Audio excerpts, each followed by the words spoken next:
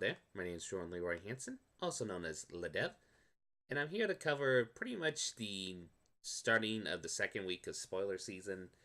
So far, this is going to be a little bit of a short week since the spoiler season will end on Wednesdays, since that's when the pre-release will happen, so all the cards should be revealed by then. Overall, let's actually cover some of these cards. One of them is the Rhizome Lurcher. I think that's how you pronounce that. 2 green and a black for a fungus zombie 2/2 undergrowth. It enters the battlefield with a number of +1/+1 counters on it equal to the number of creature cards in your graveyard. It's an alright common. Like, it's more like a 23rd card in the limited. If your deck is around the Gagari graveyard shenanigans, this could become a lot bigger late game, which is probably its overall power level. But it's still a 2/2, which could become a free 4/4/5/5 something something without evasion, and that's kind of the weakness of this card. Art, though, is amazing. That art is pretty creepy looking. But still, it's more like a 23rd limited card. I mean, it has versatility, and maybe those counters can be used for other methods. We haven't really seen it, but so far, it's an alright card. Next is actually Light of the Legion. This is a 5/5 flying mentor, and when it dies, put a 1/1 counter on each creature you control that is a white color creature. Overall, really good for 6 mana for a 5/5 flying mentor, and when it dies, it puts a 1/1 counter on every creature you control that's white. That can be potentially very powerful. Now, the 6 cost might make it not potentially playable in Standard. Potentially, I still think this has the potential in Standard because a 5/5 with Mentor triggers is actually very nice in some specific decks. Plus, just that whatever it dies could also be beneficial as well. Obviously, this is a limited bomb. If you're playing a Boros type deck that's aggro-centric, you probably will like this card a lot. Overall, really cool card. I really am curious to see if this sees standard play. Next up, probably one of my favorite jumpstart spells, even though it's not perfect, Risk Factor. 2 in a red instant. Target opponent may have Risk Factor deal 4 damage to them. If that player doesn't, you draw 3 cards. Overall, we have seen these type of spells before where it's either the opponent has to be dealt damage or you get card draw out of it. So, on one hand, you shouldn't totally overestimate this card because on one hand, it is a Punisher effect, and really the opponent is going to choose the less of the worst options. They're either going to deal 4 damage, which is annoying but doesn't affect the battlefield, so just only deals 4 damage directly to them, or they will just let you draw 3 cards and just hope that you didn't draw anything nice out of it. Now, the power of this card comes from the Jumpstart effect. The fact that you can trigger this twice is very potentially problematic for the opponent because this has a just casting this like once or twice is not that bad, but casting it 2 to 4 times, depending on how it is in the deck, that could be very problematic to the opponent pretty quick. Plus, also the factor that there are ways in Izzet colors with spell decks to actually be able to make multiple copies of this. We'll talk about a later spell that does that. Or even just be able, like Primeval Amulet and such. The opponent is going to be potentially burned by this card. Literally. In Limited, I don't know. I don't think it's a good Limited card. It's not bad if you need it as a 23rd spell for your deck. But like I said, it's a Punisher effect, and like all Punisher effects, the opponent's going to choose the worst of the options. Though, it is one of my favorite Jumpstart cards because it's just an overall good spell, and if you just cast it twice, it's not the end of the world.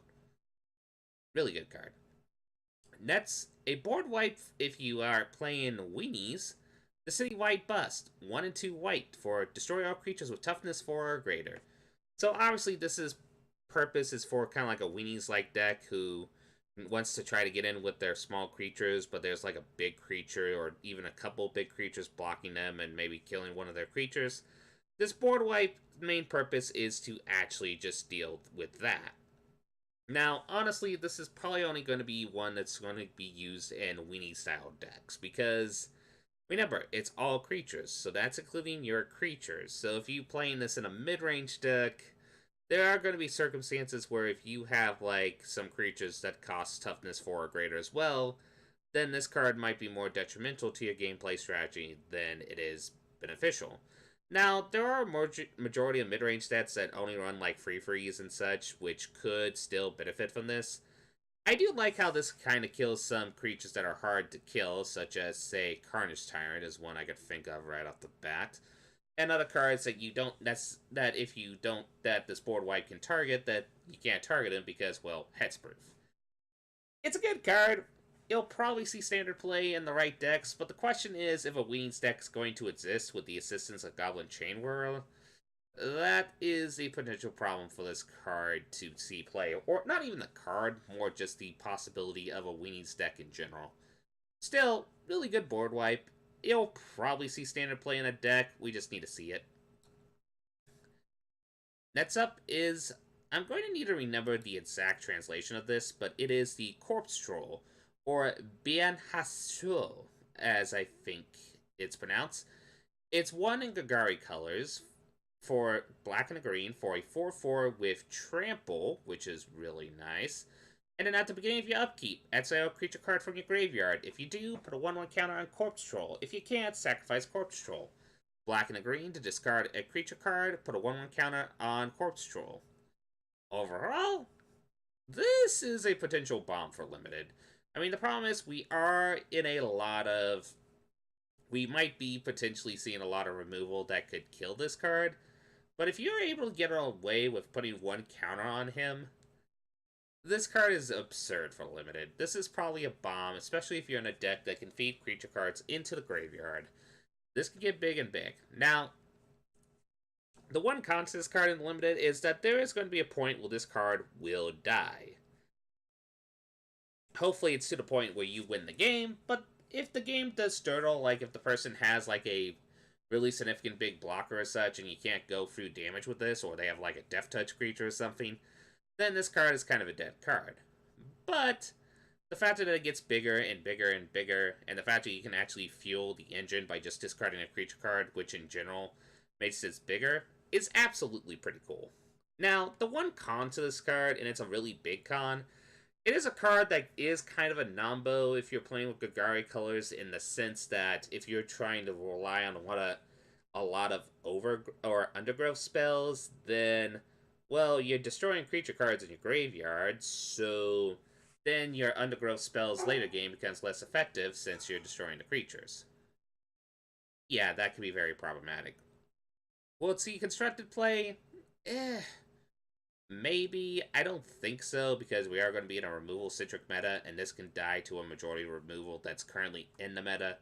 Plus, also cards that are currently in the meta, and also ones that are coming into the meta. Plus, also, I think if people are going to rely more on Undergrowth, they don't really want a creature that's a nombo with that mechanic. Still, great limited bomb, in my personal opinion. Next up is the Crohopunia, 1 in a green for a free 2 common insect.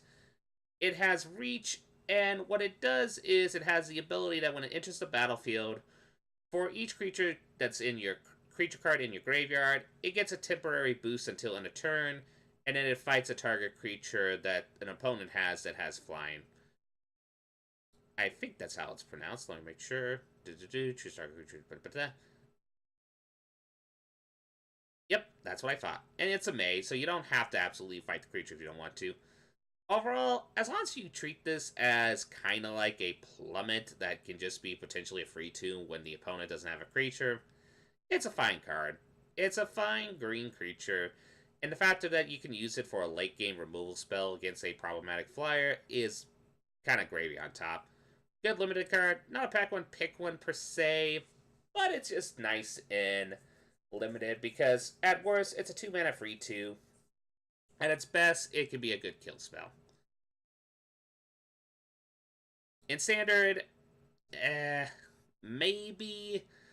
I don't think so though, because I think there are more better ways to remove potential problematic flyers than using this creature potentially. Still, it's a good thought at the very least. I think it will definitely see, though, limited play. It's a good card. Next up, Ostfan do Udustat. A common, 2 green and a black. Give your creatures Death Touch, and then, if I remember correct, is one of your creatures. Target creature you control fights a target creature you don't control. Honestly, it's not a bad 23rd card sorcery spell for your limited pool. The fact that they give your creatures Death Touch, which then helps them make them go in for like lethal damage or such, or if the opponent blocks, it will still kill their creatures, which that's very nice and beneficial. Plus, also the factor that it's also a fight spell as well, so it is automatically a removal spell as well, technically speaking, as long as you don't mind wasting one of your creatures off. That's really good for a common. I'm almost tempted to say that this might see Popper play, but we have to wait and see on that. But overall, this is a limited removal spell as long as you're in a creature oriented deck. Overall, really good card. I don't know if it'll see standard play, especially with the factor that we have stuff like Assassin's Trophy coming into the meta, but it's a thought. It's a legitimate thought as like a finisher or a way to try to get damage in with your creatures and prevent a compromised circumstances. At best, it could be a board wipe in some circumstances. It's a thought at the very least. Next up, Krobutif Glyph 4 and a green for a 4/4 Undergrowth. When it dies, you gain 1 life for each creature card in your graveyard. It's just a fine 23rd card for limited. I would be surprised if this sees any constructed play, but in limited, if you need a 23rd card, here you go. If you need a creature to fill out your curve, here you go. I wouldn't say it's great for constructed, though. And one card that pretty much has Commander written all over it, Errata the Silencer. 2 in Demir colors, blue and a black. Legendary creature, Vampire Assassin. It's a free 5. This creature can't be blocked. And whenever it deals combat damage to a player, exile target creature that player controls, and put a hit counter on that card. That player loses the game if they own 3 or more exile cards with hit counters on them. This creature's owner shuffles Errata into their library. Now, honestly, this card just has Commander written all over it. This is a card where somebody is going to try to make a Commander deck around this, and there are ways you can go about this. Maybe there are ways like with Mirror's Garrily, or maybe even Helm the Host to make multiple copies of Varadra to be able to attack into multiple opponents, and then maybe just exile the creatures and hopefully make them lose for that methodology. So there's a lot of potential silly shenanigans that you can do with this in Commander, and I don't really want to go into all details on that because I think it's just a fun Commander deck challenge for people to just try out and see if they can do that. For limited, as long as you treat this as a 4-mana free 5 that will deal free damage and exile a creature, it's a fine card. The problem is, yeah, the factor is it will get shuffled back into your library, but there are times where maybe that can be a benefit, so who knows, maybe you can just have it late game and such, and then just be able to do late game removal stuff. The factor that this is, in a way, a recursive hit spell that can be used as an alternate win condition is nice. No denying that. So I do think this is a potential limited bomb, but it needs to be put into the right deck that can take advantage of this card a lot. Overall, in Standard or any other constructed formats beside Commanders, the temptation is there, and it definitely gets my Jank Brewing brain going. The only problem that I see with this card, and it's also a potential problem in Commander, this card is kind of a dead card if you go against somebody who playing a spell-centric deck. Like, they don't have any creatures at all. Usually that's not always the case, but there is that rare circumstances where you're going to go against the one guy who plays a spell sorcery type deck without that many creatures. And if that's the case, this card does become kind of a dead card. Because you deal the combat damage, and as far as I'm aware, pretty much what happens is then Arata will still shuffle into the owner's library if you don't exile a creature with her, so yeah, it's just then 3 points of boop, boop, boop, boop for 4 mana, which is kind of eh. Overall, though, this is a really fun flavor card. The art is gorgeous, and also just for Commander, there is some potential silly shenanigans you can do with that card. Really silly shenanigans. Next up, Fermental Maliciso, I think it's how you pronounce that. 2 and 2 blue for a common. It's an instant spell, and it's a counter spell, so you counter target spell, and then you shuffle. I believe it's 4. Yeah, you then can shuffle up to 4 target cards from your graveyard to your library. Honestly, really good counterspell. I mean, 4 mana for a counterspell does feel kind of bad, but you do get the benefit out of this that you can shuffle cards from your graveyard into your library. Is this very beneficial in some decks? Absolutely.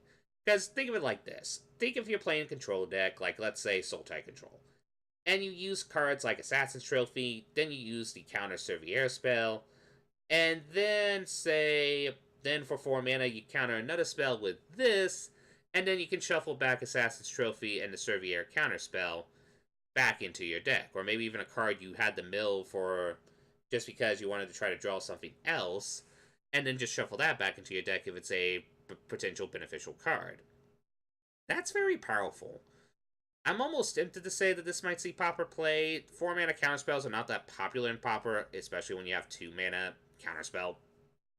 But still, the fact that you can shuffle cards from your graveyard into your library does make that potentially tempting. I don't think you'll see Pauper play. I think it's too slow for that format, but it's a thought at the very least. It definitely potentially will see constructed play if there are decks that want this shuffle cards from the graveyard into the library ability, which is potentially very powerful. Overall, really good card. Really good common, in my personal opinion. Next up, good for battle. 1 white for a sorcery spell. Put a 1/1 counter on each of up to 2 target creatures. It's fine. It's one of those cards where I wouldn't put it in a limited deck unless I am benefiting a lot from those counters. Like maybe I have mentor creatures that I want to buff up a little bit so that it will get more counters on other creatures when they attack in. If that's the case, then I might put this spell in there, or maybe if it's a weenie deck, that would be a lot more beneficial if I can buff up the creatures, then maybe that. I wouldn't say just throw this into any deck. This is a deck that specifically wants to be in kind of like a mentor style deck where those counters are going to matter on mentor creatures, which then can help mentor other creatures and put counters on them and such. If that makes sense. Overall, though, it's not bad for a 23rd card as a 1 of, maybe even a 2 of in some circumstances, depending on if you have a weird sealed pool and such, but I wouldn't say totally rely on this card. In standard or constructed formats, there are cards that like this card. There are cards that specifically want to get counters on stuff, and this is the cheapest way we have to actually put counter on creatures, so that could be potentially powerful in the right deck. Let me just put it like that. And if we have any Boros mental aggro deck, there is a potential that they might just play this card to just, help them get mentor triggers a lot more efficiently, especially if they're going into an aggro strategy. Overall, really good card. It'll be interesting to see if it sees standard play, but in limited, it's not bad as a 1 of in your deck, especially if you are specifically in the mentor style decks that would like this card. Next up, a 1 mana 1/1 Hazda Marshal. Whenever it attacks, and at least 2 other creatures attack, you create a 1/1 white soldier creature token with lifelink. So, if there's a way to make Weenies decks a thing, it's going to be relying on the bare bones of this card. Because the factor that when you attack with multiple creatures and you get another token out of it, that's actually very nice. In limited, it needs to be in the right deck. If you have a Weenies deck that tries to attack in with multiple creatures, this is just good as a way to create another creature token. Like, let's say if you're playing like a Convoke spell type of limited deck, that's very nice. There is potential power in this. The problem is it does have to attack itself, so it can be blocked. So as long as you treat this as like a hunted witness, as they call it, and just be a 1/1 that will create another 1/1 with it in certain circumstances, it's not bad. I wouldn't say it's great. It's kind of a card that I'm kind of about, but it has its purpose in the right limited decks. In Standard, if a Weenies deck is a thing, then they will probably rely on this card, but the problem is we are in a meta with Chain Whirler. Though we did got one enchantment to help us with that. We'll get to that when we get to that, but overall, this card is just nice, limited fodder that might see some potential constructed play if a Weenie decks exist. Next up, the Rock Charger. 2 and a white for a bird 1/3. Flying. Whenever Rock Charger attacks, target attacking creature without flying gains flying until end of turn. Is this a good card? Yeah, this is a great limited card. The factor that you can give a target creature that's attacking flying helps give creature evasion, which on some creatures that have Mentor is perfect. The factor that you can get that Mentor creature to attack with flying and be evasive and be able to, I don't know, Mentor the Rock Charger and make it bigger and such. That in itself is a very powerful synergy. And overall, there's just some late game creatures that if you give it flying to help to be able to attack in, it could help finish games. This is like the Pegasus Corcel set, and there's a reason why it's uncommon. This card is really potentially synergistic and powerful in Limited. Don't underestimate it. Now, for Standard and Constructed, I don't think so. We had stuff like Pegasus Corcel in the meta, and that didn't see play, so keep that in mind. Yeah, and the fact that we don't have a bird travel deck, so that's the thing. I don't think this will see standard play, but in limited, this is an absolute, not like a bomb per se, but it is a really, really good card in limited. There are some deck packs where I might even pack one, pick one this if the pack is really bad. Overall, really good card for limited. In constructed, I don't see it, but there can be an argument with Mentor coming into the meta that this might actually be a beneficial card to have. There can be an argument for it. Next up, a card that actually helps token decks out a lot, and I mean legitimately a lot. Divine Visitation. 3 and 2 white for an enchantment, and it says if one or more creature tokens would be created under your control, that many 4/4 white angel creature tokens with flying and vigilance are created instead. Okay, so what this pretty much is saying, anytime you create a token, instead of creating that token, like let's say you played that, I don't know, that kicker sapling spell that if you kick it, creates 4 saplings. Okay, instead of 4 saplings for 6 mana, you create 4 Sarah Angels for 6 mana. That is legitimately bonkers. This is a card that token decks needed a lot, and this has potential to see standard play. And the reason why is because token decks love this card, because the thing is, it helps make their tokens go tall rather than go wide, which in a Chain Whirler style meta is something they needed really, really badly. Plus, the tokens can also just be used as finishers. The tokens can be used for Convoked to help maybe make more tokens, which then makes more angels and such. Yeah, there is potential that this will see standard play. I would be dumbfounded if this doesn't see standard play. Now, the thing that might catch it to not see standard play, potentially, is that it might be too slow for if the meta becomes very aggro-centric. Because turn 5 doing nothing, essentially, it feels a little bad. Though, there is that Centaur you can play on turn 4, and then when it dies, instead of creating 2 knights, it will create 2 angels, so that's a possibility. Yeah, I think this card will see play. I would be very shocked if it doesn't see play, because a card that essentially says, hey, anytime you create a token, create a Sarah Angel, and with how many ways we have ways to create tokens in the meta, yeah, this card is absurd. Oh, also one thing. If you're playing this in a Boros deck, Mogwai Marshal now makes it where it summons an angel. Or a sapling token generation. That makes an angel. Pretty much you have to now look at every token generator in the meta, and ones that are coming in the meta, and realize that thanks to this enchantment, it can become an angel. So, keep that in mind. It's definitely a Brew Around Me card. Another card that is another Brew Around Me, and this is probably one of my favorite cards from the set. They're definitely going to try to jank Brew around with it. The Thousand Year Storm. 4 in Izzet colors, blue and a red, enchantment, mythic. Whenever you cast an instant or sorcery spell, copy it for each other instant or sorcery spell you cast before it this turn. You may choose new targets for the copies. Oh boy. Okay, let's first get the con of this card out of the way. This card is slow. It's a 6 mana, do nothing. And there is the factor that we are probably going to go into a meta with a lot of enchantment removal. So the factor that you have to cast this for a lot of mana and not maybe have a counter spell up, unless you have like a mana rock, like say a Gilded Lotus or something like that. This is prone to removal, enchantment heavy removal, which decks will have. So this card can potentially die pretty quick. Now, getting that con out of the way, if you put this in the right deck and you're able to untap next turn with this enchantment on the field and have a good hand, this card is freaking absurd. Now, here's a best optimal circumstances. Let's say you have just only 6 mana next turn when you have this. You cast Opt. You didn't do Opt. You pretty much do Opt. Then let's say you decide to do, I don't know, say another 1-cost spell. Let's say like a Shock.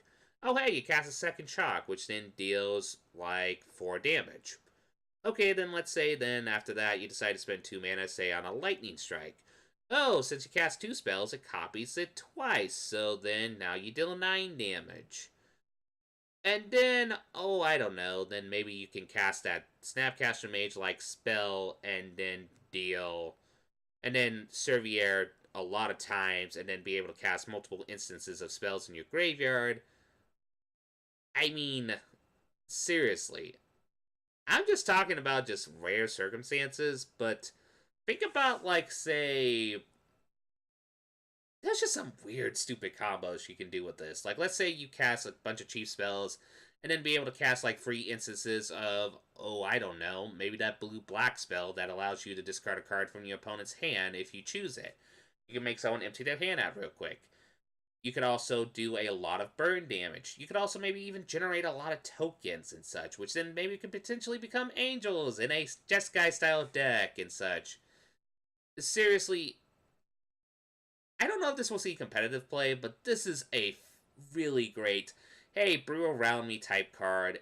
And oh my, when people get away with this, the chaos is going to be glorious. Now, in limited, I don't think it's a great limited card, especially the factor with the 5 to 8 sorcery point clause. But if I can make an Izzet spell deck in limited and have this card, I'm going to have a blast. I don't think I'll be successful, but I'm going to have a blast at the very least. It's going to be a fun constructed build me around card. Also in Commander, this is a no-brainer in Izzet spell decks. I mean, oh, the ramifications in Commander. Oh my. I mean, if people did not like Dirtily deck Izzet decks before, wait till they play this card and oh, this is my favorite card of the set. It's not the best card in the set, I'll say that right off the bat, but boy, the shenanigans you can do by giving stuff Semi-Storm is absurd. One of my favorite cards. Next up, a card that will probably see constructed play. I would be surprised if it didn't. 1 blue-black for Unmoored Ego. It's a sorcery spell. Choose a card name. Search target opponent's graveyard, hand, and library for up to 4 cards with that name, and exile them. That player shuffles their library, then draws a card for each card exiled from their hand this way. Is this card good? Yes, this card is really, really good. I mean, we had a card similar to this called Lost Legacy, which the problem is it only attacked pretty much non-land, non-artifact cards that you can target with it and pretty much do the same effect. Almost to a clause, like, the opponent can still draw and such, but it didn't do it up to 4 cards and such. But this is very beneficial because this is a good sideboard control spell against combo decks. Or decks that you know what their primary victory condition cards are. Like, let's say, for example, the one that people are naming right off the bat. Let's say, oh, for example, Tron. You can name a Tron land, and you exile every Tron land they have, and they can't Tron. That's really good. That's really, really, really, really, really good. That is pretty much one of the best things about this card. The fact that you can choose a card name. So this can target lands, and you can pretty much hate out specific cards that rely on land-based combos as well. The Tron lands are a no-brainer, Valakut is a no-brainer, or even cards that are just specifically tailored around one card to win, such as, for example, let's say when I inevitably try to make this deck, Thousand Year Storm, someone could hate that card out and I feel sad. Or maybe like say, oh, for modern, Ad Nauseum, or Scape Shift, or many other cards that help potentially fuel combos. Also, in Standard, you can just name cards that you know you can't answer with your deck archetype. Like for some people, if you can't answer to Carnage Tyrant, name Carnage Tyrant. I mean, this card is really good. It's going to see Standard play. I would be surprised if it doesn't see Standard play. It might even have potential to see play in Modern for the fact that it can hate out those specific combo decks and some specific deck archetypes.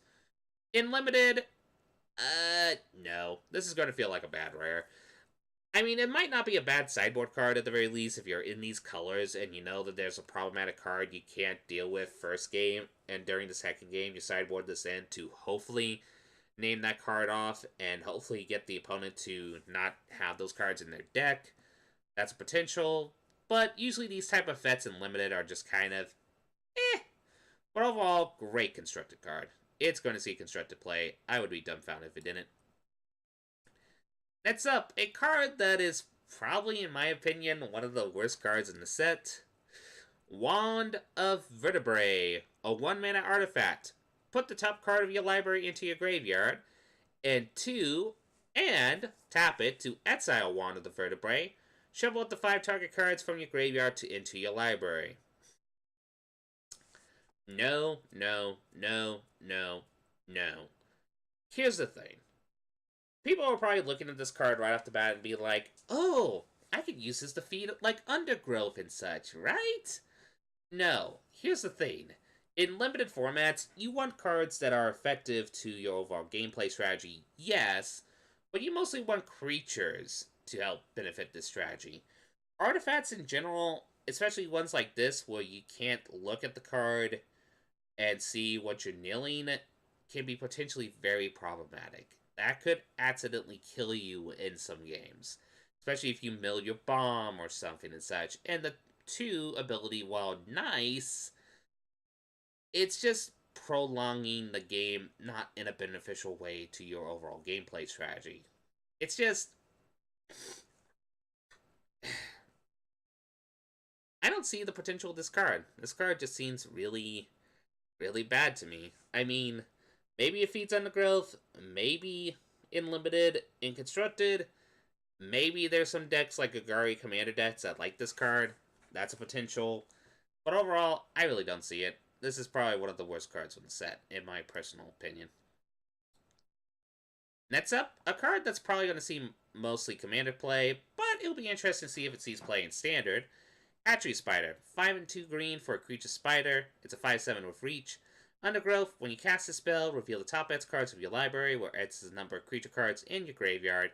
You may put a green permanent card with converted mana cost X or less from among them onto the battlefield. Put the rest on the bottom of your library in a random order. Now, in Limited, it's going to be playable in specific decks that are like Agari-centric, that focus on the graveyard strategies.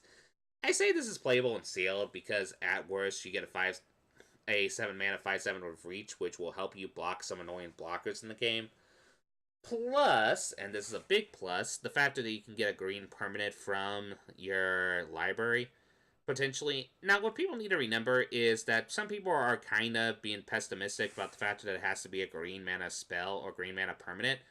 Remember, that's including gold cards that have green in them. So, if you're playing a Gagari-style deck, you do have a chance to get a green permanent or a golden permanent that has green in its mana cost and be able to play that card. So, that's a thing to keep and consider. So, I think this is good and limited for Sealed. Draft, in the right deck, maybe. I think it's too slow for Draft, but that's a possibility. And in Constructed, it's probably going to see play in Commander, but in like Constructed, like Standard and Modern, Unless there's a really good ramp deck in Standard, I do think this card may be potentially a little too slow. Still, great art, and the card is actually very beneficial in some deck archetypes. Next up, a really good cantrip from Dimir, surprise, Discovery and Dispersal. Discovery is 1 in hybrid mana, blue or black, to Servier 2, then draw a card. This is a preordain. That's a preordain. What? We got preordained back? Really? I mean, yeah, it's a 2 mana preordained, but still. Sheesh. And Dispersal, free blue and a black for an instant. Each opponent returns a non-land permanent they control with the highest converted mana cost among permanents they control, and then they return it to the owner's hand, and then they discard a card. Yeah, this card is good. I mean, this card has potential to see modern play just because of this side alone. The fact that you get a preordain that could actually help benefit in some archetypes that like to do graveyard shenanigans with the Servier effect, and then you draw a card, that's really, really good. I know this card looks really underestimating for new players who just look at this card and they're like, it's a cantrip. This type of cantrip where you can dig into your deck is nothing to underestimate. People who play proper and play preordain know the overall power level of preordain, so keep this card in mind, it'll probably see constructive play. Dispersal, on the other hand, I think we'll see play in like Commander per se, because it has a very potentially synergistic, powerful effect. Especially if the opponent doesn't have cards in their hand and you pretty much use it as a removal spell. But that is a very slim circumstance, so maybe. Overall, most people are going to play it because of the Discovery side, because the Discovery side is absurd. Yeah, going to see constructed play. I can even see an argument for this in Limited, but you need to put it in the right deck for that in Limited. Next up is the World Sword Colossus. It's green and white for a creature elemental with Convoke, and it enters the battlefield with X 1/1 counters on it. Honestly, it's a fine card. It's a fine 23rd card, and it could potentially be very big in the right decks. But the fact that it doesn't have evasion does make the creature not that amazing. It does get 1/1 counters on it, which is nice, and there are some decks that benefit with 1/1 counters in Commander, so that's something to consider. In Standard, though, I don't see it. Limited, it's a 23rd creature card. Not much to say about it. It's just a creature that can get really big pretty quick. And the last few cards they revealed, one of them is Justice Strike, which is Boros colors instant. Target creature deals damage to itself equal to its power. Honestly, great removal spell. If you're playing Boros, you're probably going to play this card. It's just unconditional removal in some circumstances, especially since creatures will deal damage to itself. Now, the problem is, it will not kill all creatures in the format, especially those that do have, like, bigger butts than they are, bigger toughness than they have power, so that's a thing to consider. But a majority of the threats in this format do have higher power than toughness, so, or have similar power and toughness, so you can destroy a lot of stuff. It has the potential to see constructed play as well, especially with a majority of threats being similar power and toughness or greater power and toughness. But there is a potential that people go more on the defensive with higher toughness and such, so then this card's kind of a dead card in constructed. But overall, if you're playing Boros in Limited, great removal spell, and if you're playing Boros in Standard, not a bad removal spell as well. Next up, a reprint, We Dragonauts. 1 in Izzet colors for a fairy wizard. It's a 1/3 flying, and whenever you cast an instant or sorcery spell, We Dragonauts get +2 until end of turn. Honestly, people who never played this card in Limited, play this card in Limited, especially if you have a lot of spells in your deck. This card can be ridiculously absurd. At worst, it's a 1/3 flyer, which, it's alright, it's not great. But, and this is the big but, if you're playing a spell-centric deck, this card gets very absurd very quick, because you can use it as kind of like a combat trick in some circumstances. You attack in with a 1/3, the opponent attacks with blocks with, let's say, a 2/2 flyer, let's just say, and then it's like, oh, I cast an instant spell. This gets the toughness boots, and then it kills off the creature and such. Or you can get this in to help deal lethal damage in some circumstances. This in Limited is absurd. And it might even see some standard play and then kind of like in Crackling Drake, Wee Dragonauts, and Emerald Drake. I think it's the name of that other one. And kind of like a spell tempo deck. That's a possibility. It has potential. We are going into a removal centric meta, so we got to keep that in mind. But this is an absolutely bomby card in Limited. It's not an absolute bomb, but it's a really good card if you're in the right deck that wants to play this card. And last but not least, one of the more interesting mythics, and I gotta remember what the name of this is. Okay, that's not what it is, but I think people are just making that joke because Boros, and it's kind of similar to a card, but it's like Final Glory or something like that. It's one in a Boros colors for an instant spell. Creatures you control gain indestructible until end of turn. Take an extra turn after this one. At the beginning of this turn's instep, you lose the game. So, let's look at this at multiple angles. In Limited, I would say be very careful playing this card in Limited. Only use it as, say, a finisher if you know you're going aggro base and you just need one extra turn to be able to deal lethal damage to an opponent. Then I say give it a shot, but be very cautious. Be prepared to pass this card if you know you're not that deck. Let me put it like that. Now, the interesting ramifications is in standard or in constructed formats because there are a lot of cards that help us to, say, prevent losing the game, like the Gideon emblem for Modern, which since Gideon's going to rotate out, Gideon the Trial specifically. In Standard, there's Lich's Mastery. And then there are even cards like, say, like, I could think of a couple cards in Commander, but I can't remember their names right off the bat. But they're cards that essentially prevent you to lose the game. And with that, then we get into some interesting shenanigans.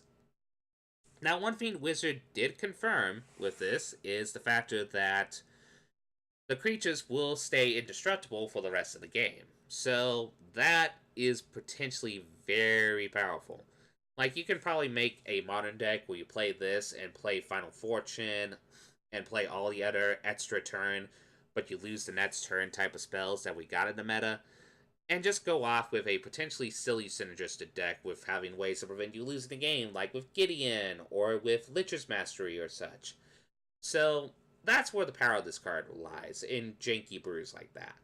Now, it does have potential in aggro decks to just be played as a 1 or 2 of, just to be used as a finisher to help get an extra turn to get lethal damage into an opponent. The potential is still there, but it's really dependent. Because this is a card that can be countered. This is a card that, let's say, we still have stuff like Vraska's Content, which exiles creatures, or we have stuff like Settle the Wreckage. So, yeah.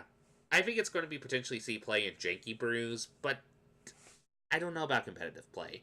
The power level is there, and there are some potential silly shenanigans, but we have to wait and see. Overall, that's all the cards that got revealed so far as of this recording. I hope you all have a lovely day. This is LevDev, signing out, and boy am I excited for this set.